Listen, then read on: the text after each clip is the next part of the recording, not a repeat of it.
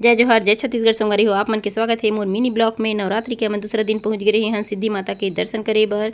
और वहाँ बहुत आंगन के सरिक रही से, वहाँ बढ़िया से मेला लगे रही से, सब सामान आ रही से, टिकली फुंदरी से लेकर मिठाई है, खौआ है, हर चीज़ हर प्रकार के आ रही सब है। और धीरे धीरे हमन चलते रहे हैं माता रानी के दर्शन करे बर।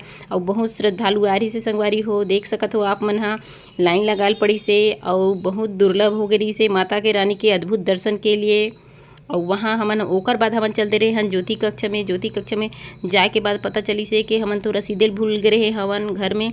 तो ओकर कारण हमन हा अपन नाम ला खोज नहीं पान और माता के नौ रूपों के दर्शन कर सकत हो संगवारी हो। आप मन हा कांच के अंदर रही से बहुत बढ़िया प्रतिमा है, यहाँ देखने ही लायक है। नवरात्रि में आप मन जाना संगवारी हो और जो भी मनोकामना है पूर्ण बिल्कुल करथे माता रानी हा।